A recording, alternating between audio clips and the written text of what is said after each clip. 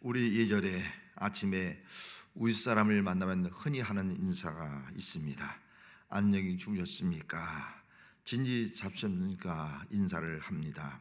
안녕히 주무셨습니까는 평안하지 못하던 때에 밤새 별일이 없는지 안부를 묻는 인사였습니다. 진지를 잡수셨습니까? 하는 인사는 끼니를 거는 일이 다반사였던 시대의 인사말이었습니다. 아침 인사의 대표적인 말은 안녕히 주무셨습니까? 라고 합니다. 왜 두 가지 중에 안녕히 주무셨습니까? 라는 말을 대표적인 인사로 했습니까? 옛날에는 밤에 별일이 있어 아프거나 또 죽는 경우가 많이 있었기 때문인 것입니다.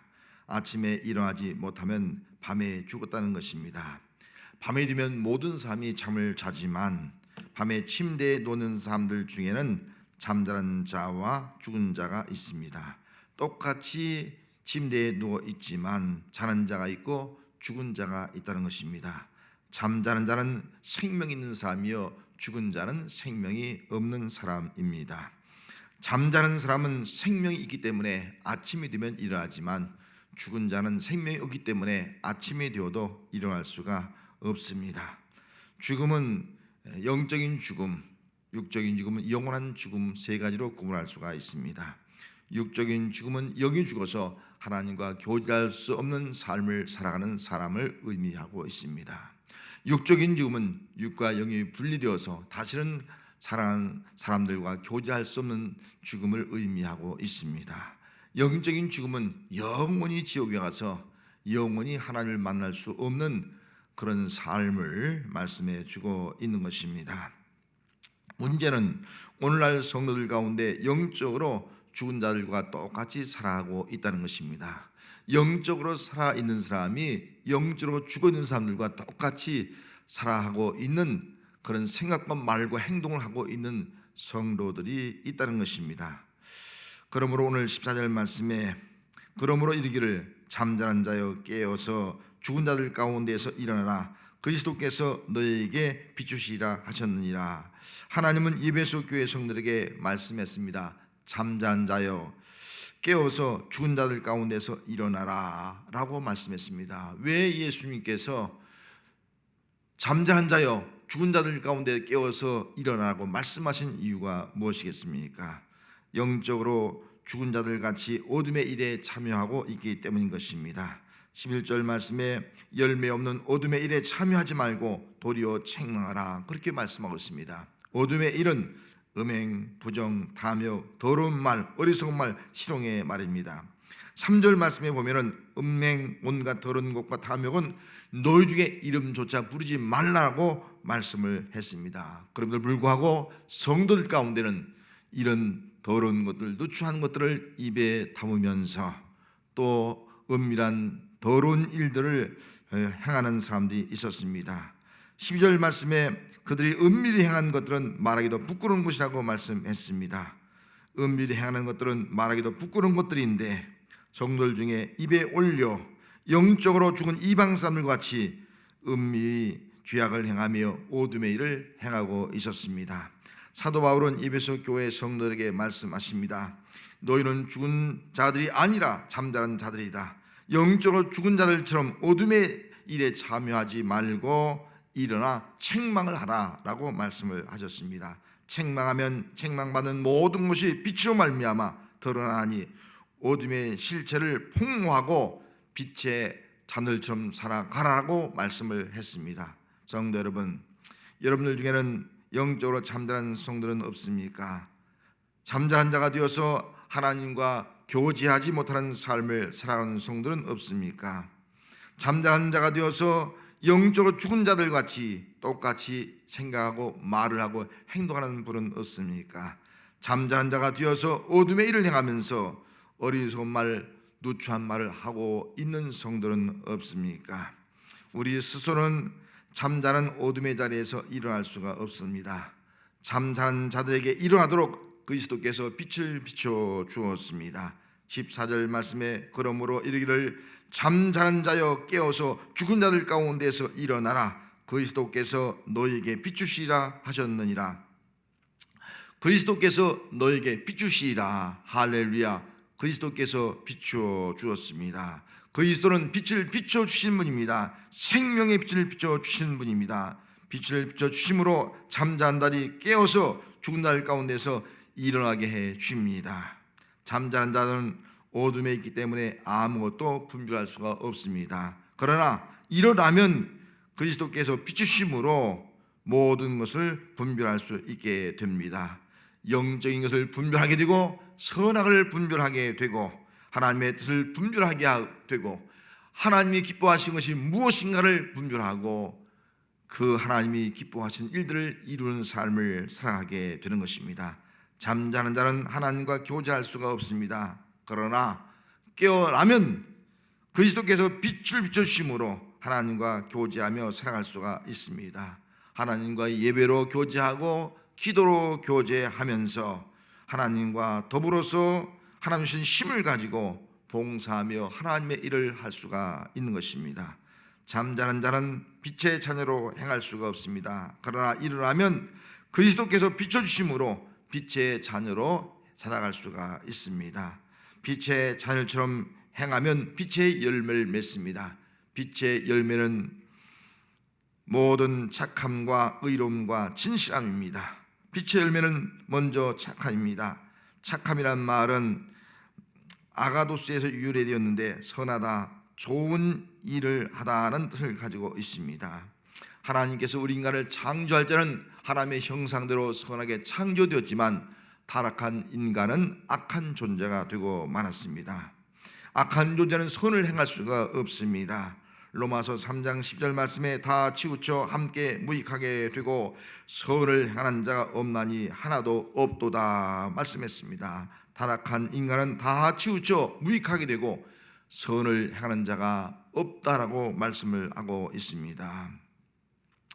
예수님께서 이 땅에 오신 목적은 십자가에 죽으시고 부활하심으로 말미암아 우리로 하여금 하나님의 형상이 회복되어지고 선한 삶이 되어지고 좋은 일을 하도록 하기 위해서 예수님이 이 땅에 오셨던 것입니다. 예수 믿는 사람들은 그 믿음으로 말미암아 하나님의 형상이 되어서 착한 사람이 되어지고 또 선한 사람이 되어지고 좋은 일들을 할 수 있는 사람으로 살아가게 되는 것입니다. 빛의 열매는 의로움입니다. 여기 의롭다는 말은 다카이 오슈네인데 칭의의 뜻을 가지고 있습니다. 칭의는 의롭다 인정받는 겁니다. 로마서 4장 24절 말씀에 의로 여기심을 받는 우리도 위함이니 곧 예수 우리 주를 죽은 자 가운데서 살리신 이를 믿는 자니라. 의로움은 율법의 행위라 사람의 선함으로 될 수 있는 것이 아니라 죽은 자 가운데서 살리신 예수를 믿음으로 말미암아 된다고 말씀을 했습니다. 십자가의 죽으심으로 우리를 죽은 자 가운데서 살리신 예수님을 믿는 성도는 믿음으로 의롭게 되는 것입니다. 그러므로 빛의 자녀들은 의롭게 살아야 합니다. 십자가 단단히 붙잡고 위로는 하나님과 올바른 관계를 맺고 옆으로는 이웃과 올바른 관계를 맺고 살아가는 것이 성도의 삶이 되어야 하는 것입니다. 빛의 열매는 진실함입니다. 진실한 말은 알레세야, 진리 참되다라고 하는 의미를 가지고 있습니다. 요한복음 8장 32절 말씀에 진리를 알지니 진리가 너희를 자유케 하리라 말씀을 했습니다. 진리는 예수님이십니다. 그러므로 예수님을 알면 진실한 삶을 살게 되고 자유함을 누리게 되는 것입니다. 진실함의 반대는 거짓과 우선입니다. 하나님은 은밀한 가운데 모든 것을 다 보고 계시는 분이십니다. 사람은 속여도 하나님은 속일 수가 없다는 것입니다. 그러므로 빛의 자녀는 하나님과 사람 앞에 진실하게 살아가야 하는 것입니다. 10절 말씀에 주를 기쁘시게 할 것이 무엇인가 시험하여 보라.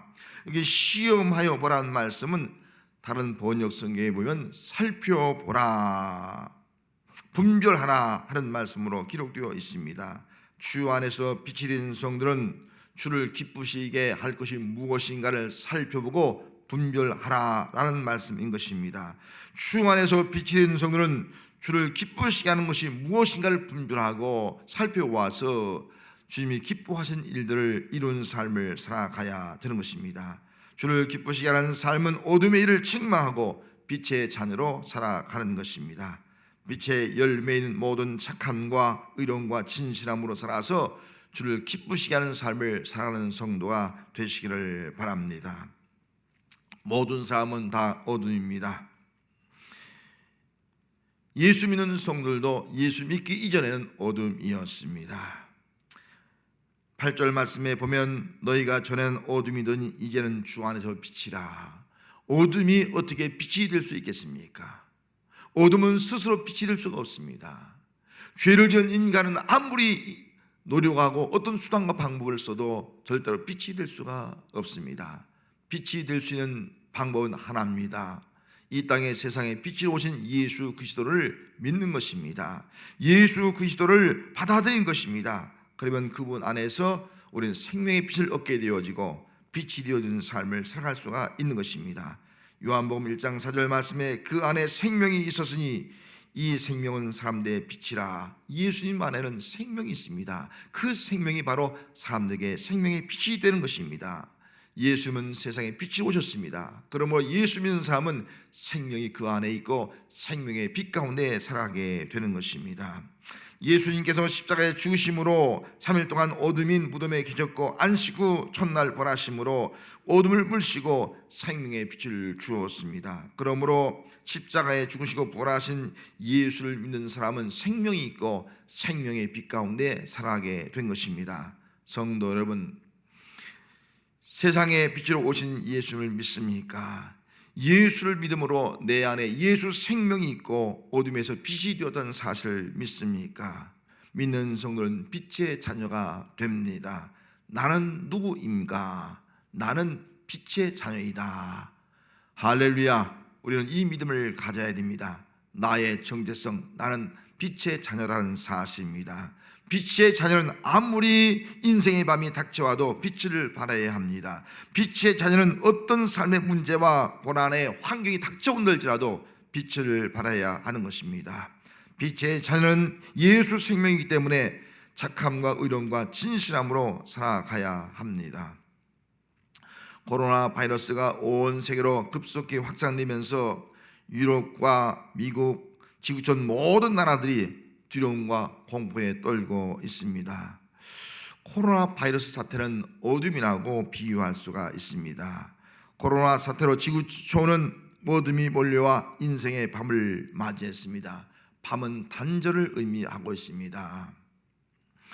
코로나로 인한 어둠은 하나님과 사람의 관계를 단절시켰습니다. 신앙적으로는 하나님과의 단절입니다.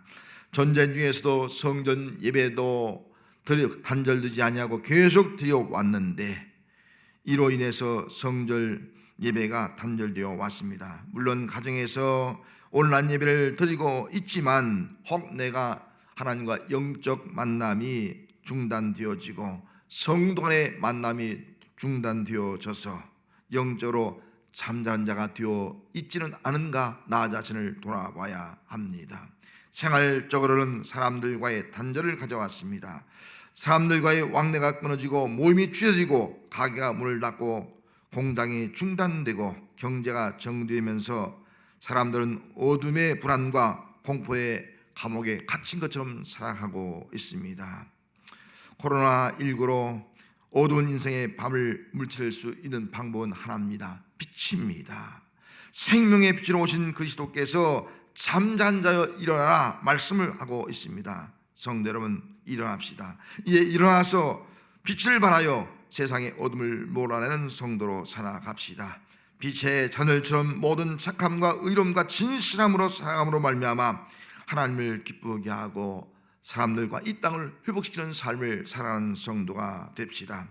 그리스도께서 비춰줌으로 이 땅의 어둠이 물러가고 단절되었던 모든 것들이 회복되고 활성화되어서 진정한 자유와 기쁨을 누리는 세상이 될 수 있도록 기도하며 나아가는 성도가 되십시다.